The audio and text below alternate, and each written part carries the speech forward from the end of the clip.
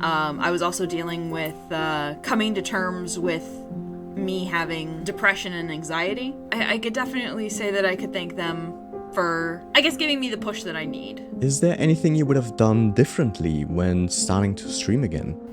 That is a very good question.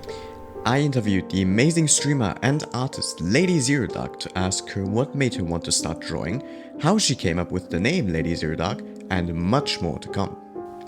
Alright, then I would say let's start off with the introductions. Okay. Well, my name is LadyZeroDark. I am a variety VTuber. You can just call me Dark. I like to stream a whole bunch of different games on on Twitch. I post my VODs on YouTube, that's where I was getting at. And I also like to draw on Twitch. So, yeah.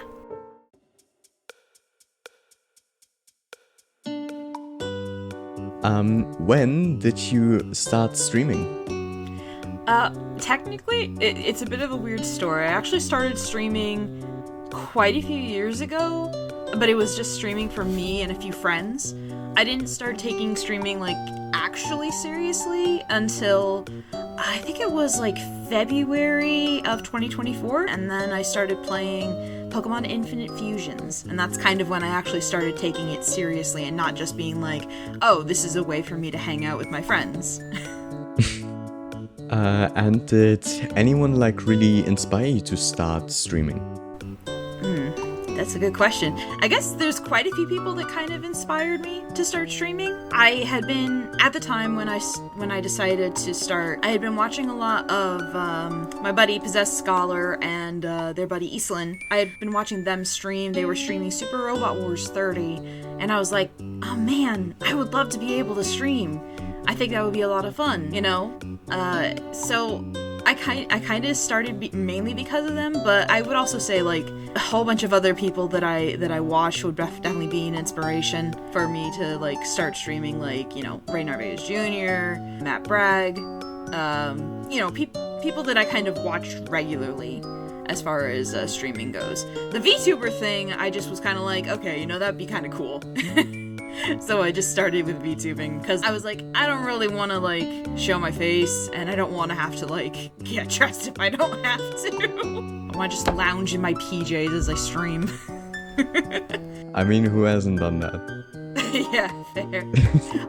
To another part of the question, I would also say that while it's not necessarily inspiration, it's more that they encouraged it. Henry and Claire have encouraged me 100%, most of the way, so I can't not mention them as far as inspiration goes. How did you come up with the username LadyZeroDark? Oh boy. Okay, so the username LadyZeroDark is actually from when I was in high school. So we'll start with the dark part first, because the Lady and Zero kind of come a little bit earlier. But the dark part is from a RP, a roleplay that me and my one of my best friends, Hunter, did while we were in high school. I think it went well until into my college years, so it lasted a long time, where I was, and you could consider this backstory for the character LadyZeroDark. She was the reincarnation of the power of darkness, and Dark just ended up becoming my nickname, and it kind of just stuck with it. Zero came from, this is gonna sound so weird, when I went on vacation with my family, we had gone to a restaurant, and me and a waiter just kind of were we struck up a friendship because we were going there regularly, and we would always play tic-tac-toe, and I would always lose, so he would always say 0, 0, so that kind of became part of the name. Lady I actually don't remember, but yeah, that's where LadyZeroDark came from. Very, very seemingly minor parts of my life just kind of inspired the whole name. What got you back into streaming after almost 6 years of not doing it? Well, I'm not going to go into too much detail, but I will say that there was a bit of a lot of trauma that happened previously, which is why I stopped streaming. But the big thing that got me back into streaming, like I had said earlier, was definitely Possessed Scholar and Eastlin. Watching them stream Super Robot Wars And I just kind of got excited about the idea, and I was like, I have a laptop that I'll be able to do it on. I have friends that I can stream with. I think that was kind of the push that I needed. Because I like, in the years following everything that had happened, I was always like, man, I would love to get back into streaming again, but, you know, I don't have a proper rig for it, because the only laptop that I had at the time was a, like, dying MacBook, so it was like, yeah, that's not gonna work. But, yeah, I could definitely say that I could thank them for, I guess, giving me the push that I need to try for it. Did you think that you'd get affiliate after just half a year of streaming? No. No, I really didn't. It surprised me so much to even get like 50 followers. Like, just the fact that I even got 50 followers was just wild to me.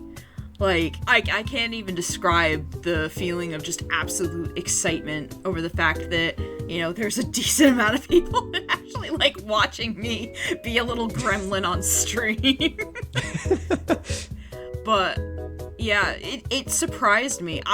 When I say that when I got the email, I almost genuinely cried. Like, I literally mean that. I couldn't cry because I was in the middle of a eye doctor appointment, but I was ready to just burst out into tears because I was so happy. And then I think the first person I told was my dad, and then I told my mom, and then I sent a screenshot to my friends, and everyone's just like, oh my god, that's fantastic! And I was so excited. And this was like this happened like maybe a couple weeks before I was also going to see my nephew, so I was just like, all the excitement was just coming in on me. I was like, oh my god. So to say that this was not something I expected, especially not within my first like year of coming back to streaming and actually taking it seriously, I was not expecting it in the slightest. What got you into VTubing? Yeah, that was just something there was a point in time where I just was like, ooh, VTubers. And I just kind of started following a bunch of random VTubers like Zentrea. I followed a lot of Hololive girls. I'm really surprised it took me so long to actually follow Iron Mouse, if I'm honest with you, because she's like the biggest name. But a good amount of it came from like different people that I was watching at the time. I think mainly Takahata, because I really enjoyed Taka from his time during Dragon Ball Abridged. When he kind of started VTubing, I was like, oh, that could be something cool. That could be something cool to do, and then I don't have to show my face. And then when I finally decided, okay, I'm actually going to stream and I'm actually going to take it seriously, let me make myself a little model. And this one is actually a lot better than the Dark Take 1 model that I made. But yeah, I think it was definitely the people that I was watching at the time that inspired me to go into VTubing. I wouldn't say I'm like the big VTuber type girl, but you know, it's just easier than like I said, it's just easier for me to do this instead of like, you know, having to dress up and make sure I look decent.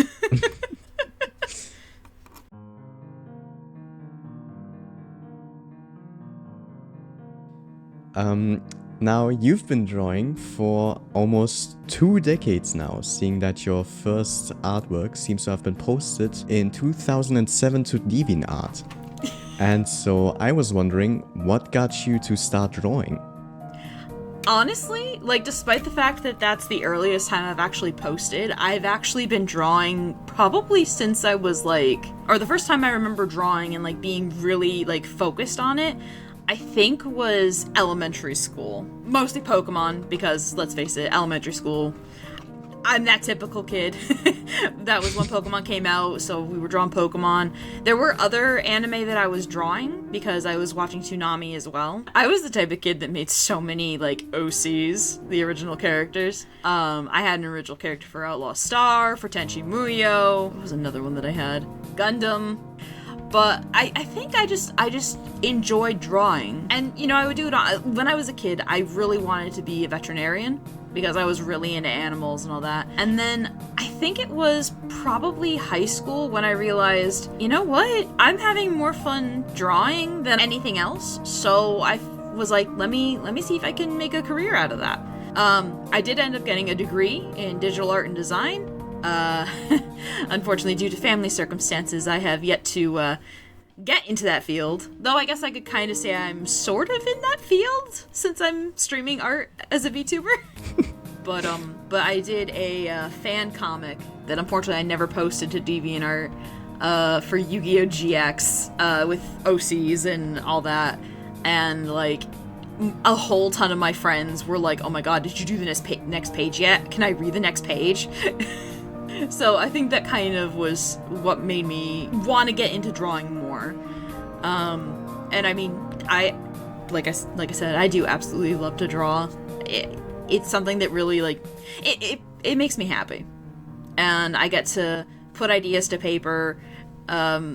It's also kind of that's also kind of the same reason why I like writing as well, but we can get into that if there's another question, like what other hobbies do I have or something. Did anyone inspire you to start drawing? Someone like your mom? Because I do know that your mom also draws, or did you inspire her to start drawing too? No, she probably was a big inspiration. She definitely nurtured it. She definitely was like, oh, you like to draw? Continue. Keep drawing. You gotta do it. I don't know if I would necessarily say I inspired her. I know she did a lot of artwork for when I was in elementary school, but I also know she did a lot of artwork regardless. I think she mentioned in a previous stream she loved drawing horses because that was her favorite animal. I say is her favorite animal. So I think it was more of she kind of inspired me, or at least encouraged me to keep going. You know, even when I would be like, oh man, my art's not really that good, she'd be like, keep going. Practice makes perfect and all that. She doesn't understand some of the things I draw. Like, she doesn't understand Pokemon too much. She's starting to understand a little bit, but yeah, she's at least very encouraging about it. Did you teach yourself how to draw, or did someone else teach you? It was a mix. For the most part, when it came to me starting to draw, I taught myself. Obviously, I did really enjoy art classes when I was in, elementary, middle, and high school. And that's kind of where I got a little more of an idea how to draw, like, proper anatomy and things like that. I also had a ton of how to draw books. So, because, like, whenever I would see that, I'd be like, ooh, I want that. And so I kind of learned from there as well. So I think it would definitely be a mix of kind of self-taught, but at the same time also took, lessons from different people around me, different books, things of that nature.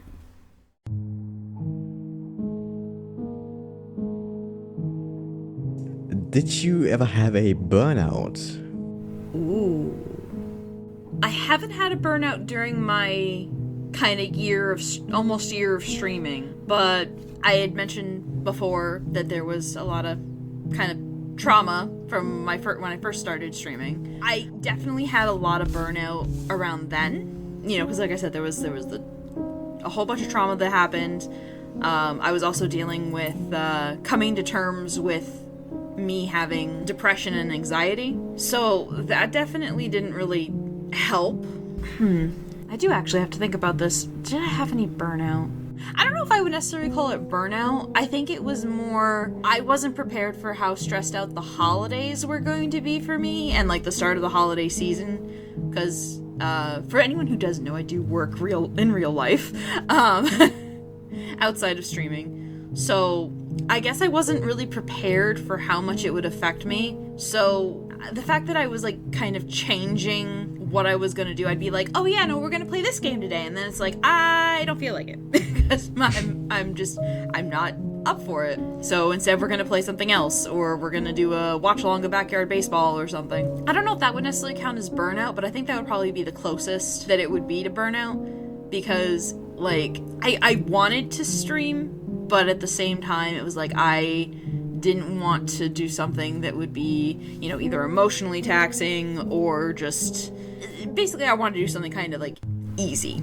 I don't know if that necessarily counts as burnout, But that would probably be like the closest I ever gotten to burnout in the time frame that I've been doing streaming. Is there anything you would have done differently when starting to stream again? That is a very good question. I think that, kind of looking back on it, I'm kind of thinking that in the beginning, it probably would have made more sense to make use of the, like, YouTube Shorts. I guess TikTok probably would have been good. Like, making use of that to kind of get people more interested. I've been watching, there's a YouTuber that I've been watching, Kat Liente. She does a lot of, like, advice content, and a lot of the stuff that she says kind of makes me go, huh, I should have done that. So, I mean, it's not just, like, using YouTube Shorts and TikTok, like, using Instagram, probably using Twitter a little bit more before it became X. But I've been trying to start using Blue Sky a little bit more. I know, because that's kind of, like, the replacement for it. But, yeah, I think using more of my socials more probably would have been a good idea to get more of a reach. Because I'm not gonna lie, a lot of the people that I've met through, not just Twitch, but also, like, Blue Sky. So, Blue Sky and Tumblr, I should say. So, I think using my socials more to, like, kind of be like, hey, I'm streaming, and I have a thing now. I guess maybe being a little more prepared for, even though I, like, became affiliate, I didn't have a lot of the emotes done until, like, a little bit after I became affiliate. So, I think being a little more prepared in that regard probably would have been a good idea. It was a little scuffed, but a couple of people have told me in the chat that they kind of like the scuff. It adds to the charm. Making a guest appearance on the interview too? I am going to murder myself. Oh no, what happened? You know how I, like, read out the disclaimer stuff, right? Yeah. And literally, this has happened so many times, but, like, I forgot to make you, like, introduce yourself for the interview. This has happened at least, like, 3 or 4 times now. Or I could do a separate recording of just me like, hi, LadyZeroDark here. What's up? Oh god. Like, I think 50% of all of my interviews now have been, like, me forgetting to do the introductions or, like, ask for the introductions of the interviewee. And, like, it's like always, like, during the midsection of the interview when I fucking remembered again. Well, editing me, you know what to do. I'm not even gonna deny it. Yeah, go ahead. I mean, I don't even have to say anything. He said it himself. Were you ever in a position where you were close to quitting streaming again? Not within this time period. Within this run of streaming, I don't think I ever got to the point where I was wanting to quit. If anything, I wanted to quit my IRL job. But no, the thing is, like, with streaming, at least this time around, compared to last time where it was like, you know, just streaming for some friends and then kind of using it to keep the peace between certain friends. Now I don't have to worry about that. Now I can just kind of have fun with my content. I don't need to, like, you know, worry about keeping any kind of peace or anything, or at least, you know, giving something where we can all hang out together. It's just kind of, I get to have fun with it. And I've told my therapist multiple times that this has helped me a lot, throughout the year. 'Cause, like, my mental health has been, it's been okay, but when it comes to work, I've been so stressed out. Streaming has honestly been, like, my savior. Just being able to hang out with everybody and stream, it's made me feel so much less stressed. So I think as of right now, I'm having too much fun with it to really get to that point where I want to quit. At least as of right now. Who knows what the future holds, but I'm gonna do my best not to quit. Or at least feel like I'm gonna quit. Because like I said, this has been a real help for my mental health. Which I'm sure a lot of people are like, oh man, but it must be really stressful. It is, but it's not as stressful as the IRL job. Plus, let's face it, I'm not technically a professional streamer just yet. I'm still sort of a amateur streamer with a little bit of practicing. Do you think that you'll at some point make content or even stream on YouTube as well? Or do you think you'll just stay with just uploading your VODs and clips on there for now? I will be completely honest. During the time where I stopped streaming, I considered just being strictly a YouTuber. Like, I considered just making content strictly for YouTube and just making videos and stuff. I can't tell you how many recordings I have of me playing different games. Like, I was ready to try to do a whole like YouTuber stint.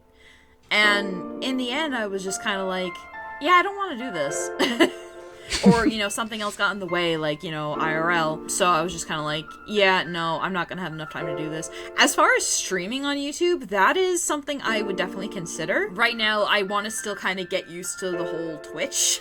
I want to still get used to Twitch before I, jump to anything major. Because, I'm still getting used to everything, and I need to see, what else there is for me to learn on Twitch before I jump to YouTube, because that's going to be a whole other beast, I'm sure.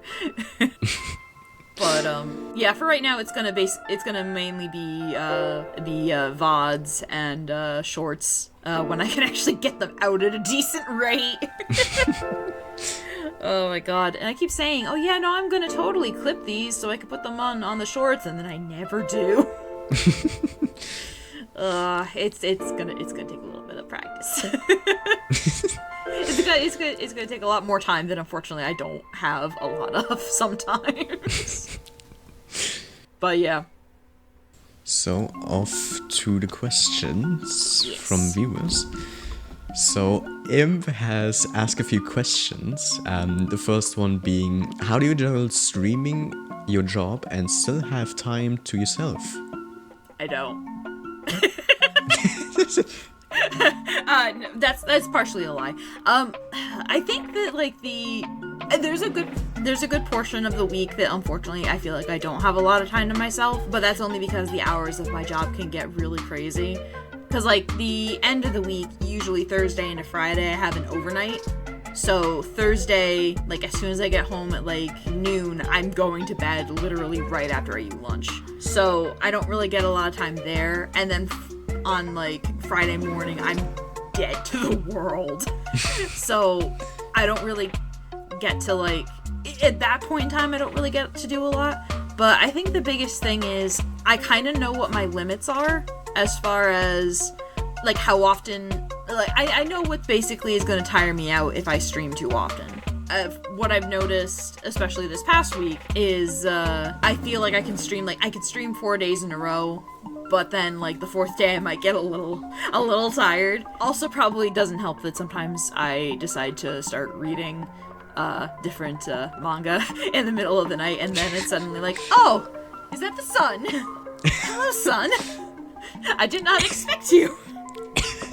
But when I try to make sure I have days off that I can use to relax. Tuesdays are a good day because I'm not working. I get to spend time with my mom, which is good. Fridays I don't usually stream, so I can again spend time with my mom. I can do stuff that I've wanted to do. It's hard during the holidays because it feels like you're doing a whole bunch of stuff even when you have downtime. But for the most part, I think when it's not the holiday season, it's making sure that I have set days that I have off from streaming and making sure I kind of stick to a schedule rather than just have it be completely random. That seems to work for me as far as making sure I can still have some time for myself. It may not be a lot of time at times because I do still have to help my mom out and my dad with a whole bunch of stuff, but that's probably the best way for me to make sure I have some time for myself. What's your favorite game that you'd love to stream or would recommend to someone? I'm gonna have to think about that. Because there's quite a few. I'm actually gonna pull open my library because I have a whole list of a bunch of different games that I want to play. I know that, and I'm gonna finish it hopefully sometime this year. I definitely want to play like all of the Amnesia games, just because I've been wanting to play all of them for a very, very, very, very long time. Let's see, what's another game that I would love to play, or that I've been like excited to play for a while? I know I need to play Cult of the Lamb on stream. Like, can't suggest that enough. I do also want to play Super Robot Wars 30, just because, again, that was the game that kind of got me back into streaming, but also because I love the characters, I love the series, so it's like, you know, gotta give that a little bit of love. I think I played like a couple minutes of the beginning. Is a game called Long Gone Days. It's a RPG. The story of it is really interesting. I'm not gonna like spoil it, but definitely look into it. Like, the artist is also like they do amazing artwork. But that's a game that I definitely am looking forward to playing at some point. I've got so many games on my docket to play. Like, so many of the games that I've played have been like a lot of fun, and I'd be like, hey, play this game. This game is so much fun, and you know, I'm always excited to like share different games with people. So yeah, there's pretty much any game that I have played and or am thinking of playing, I would always be like, hey, if this is something you're into, play it. You might enjoy it. What other hobbies do you have outside of gaming and drawing? I think I may have mentioned a bit before. I'm really into writing. Like, I think my biggest things would definitely be writing and researching. Yeah, that's something that I have a lot of fun doing. Writing fan fiction, writing original stories, coming up with characters has been a lot of fun too. I think Henry and I talked about it at one point. I think I have well over 1,000 characters, and I think at least 500 of them are at least fleshed out in some way. But it's like, some of them, I don't even know what I'm gonna do with them. Also enjoy hanging out, words. I enjoy hanging out with my friends as well. You know, even if it's just chatting with them. I mean, I could listen to Henry go on and on about Nikkei all night. I have actually listened to Henry go on and on about Nikkei all night. Oh god. But yeah, that's kind of what I like to do in my free time. Hold on, let me. Oh god, I forgot my phone. God damn it.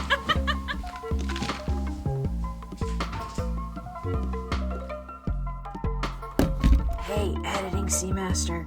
Promote your channel while he's in the bathroom. Promote it. Go watch Seamaster. Go watch him. Yeah, so we got through the questions from Imb, and now we have a question from Snow, who asks, what's your favorite stream moment? I know for sure that one of the streaming moments that I absolutely loved was during the one-shot stream, where I got raided by a couple certain people, and it was the first time I had been raided, so I was like, whoa, I don't know what to do. Hi! There's people here now. So that was one thing that will live rent-free in my head.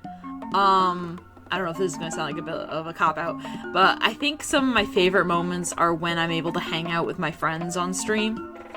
When I'm able to talk to them, we're able to just goof around. I love being able to play Phasmophobia with my friends because we're so goofy about it. We don't take it seriously at all. The only one that's actually beaten it is the one where it's like, all the doors shut, and Henry's just like, oh, neat. That's Where are you? Bathroom, whacking it.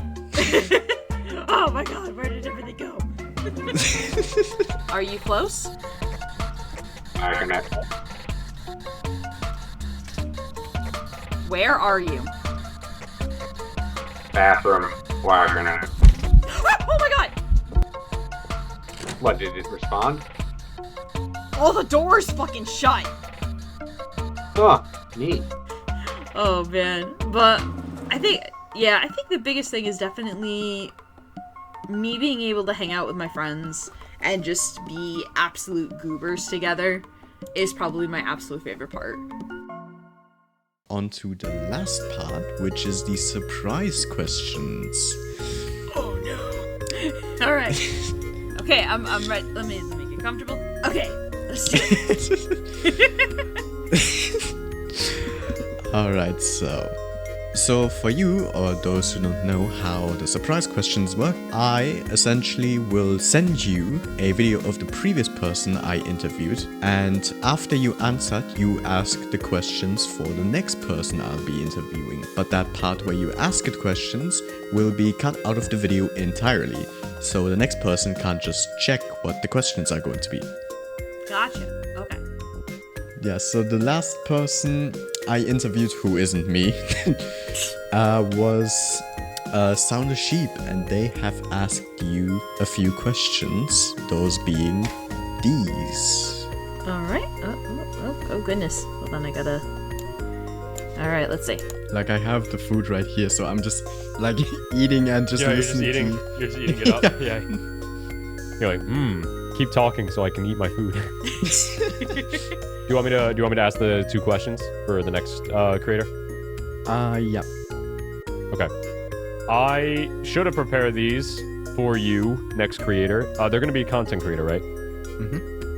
Okay.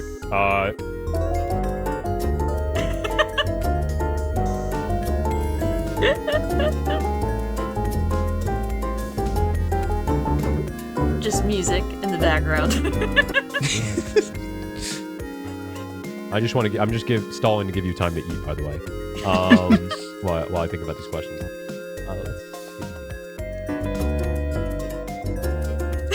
This is 600% speed. Okay. I think I have them. They're kind of hard questions. You beautiful person, whoever you may be. Me? My first question for you, the next content creator being interviewed by the amazing Seamaster, is going to be, what is the most emotionally fulfilling thing you have done content-wise? What is the most emotionally fulfilling content thing you've done, and why? What has brought you the most fulfillment emotionally? Or, okay, what is your biggest content regret? What do you wish, if there's anything, that you never did, video-wise? I'm imagining your answer is going to be one of your earliest videos, because we all look back and cringe, of course, naturally. But what is it? Single one thing out that if you had to remove one video from your library, or one stream from your library history, which one and why? Then my final question is, what's your favorite food? And why? What's your favorite food? That's the cop-out one. I want to know the answers to the first 2, okay? Not that one. I want the first 2 questions answered. But what's your favorite food? If you don't want to answer one of those, you're entitled to whatever you want. That was my long-winded way of asking 3 questions. The most emotionally fulfilling thing I've done. Honestly, I probably would say the most emotionally fulfilling thing that I've done, like, as a content creator is, so far, probably getting affiliated, you know, because I did not think that I'd be able to get that far. So the fact that I got there, like, would probably be, like, the most emotionally fulfilling thing that I've done in the entire time. I mean, I would also say being able to play games that I haven't been able to play and showing some of my favorite games, you know, I think affiliate would probably be, getting affiliate would probably be the most emotionally fulfilling thing. Okay, so my biggest regret. That's actually a really good one. I actually have to think about that one. Actually, no, I know. If it weren't for the fact that there are a couple of the streams that I want to keep, there would be a few streams that I probably would remove from my first stint of streaming. Just because, I mentioned before, they're unfortunately attached to some trauma, and I have privated them, but I don't have the heart to delete them, and I kind of think I probably should, just because of the tie to the trauma that they have. Again, I'm not going to go into detail about that, Yeah, that probably would be the biggest thing. My favorite food would probably be, I'm gonna say cheeseburger pizza. That would probably be my favorite food. Sorry if you didn't want that question answered, but that's the question I gave. That's the question I'm gonna answer. He definitely gave you a lot of time to eat, by the way. If you're watching this, I love how you did that. That's great. Yeah, thank you for letting me interview. It was very fun. Yeah, no problem. Thank you for. I'm not sure if you were like being super smooth, sending me that video and having my name be at the top of the list. So for those who don't know, he was asking my opinion about a short that was like his bucket list, and my name happened to be like at the very top, and I'm like, this is either a really, really smooth way of asking me, or that wasn't what he intended to do at all. Alrighty, we have now arrived at the end of the interview. If you'd like, you can go ahead and promote anything of your channel if you'd like. Okay, well, if you guys would like to, you can definitely follow me at LadyZeroDark on literally most of my socials. Let's see, we got Instagram, we got Tumblr. Tumblr is just me being absolutely random, so I don't know if you want to follow that. There's also Instagram, which I'm trying to post more on, working on that. You can follow me on Twitch. I mostly announce on Tumblr and Blue Sky. Also follow the Blue Sky. And if you want, you can also join our Discord channel. We're cool. We're cool dudes. We got Stark Stream Fam. I'll see if I can get a link and send it over to Seamaster at some point. But you know, we have a lot of fun, and I think that's what really matters. So yeah, follow the socials. Yeah. After interviewing LadyZeroDark, I found out that she came back to streaming thanks to her support of friends and mother, and now is an affiliate on Twitch after just half a year of coming back to streaming, and says they might stream on YouTube as well once they get streaming more figured out. And if you want to know how Sound and Sheep made a comeback after 2 years of inactiveness and burnout, be sure to check out this video right here.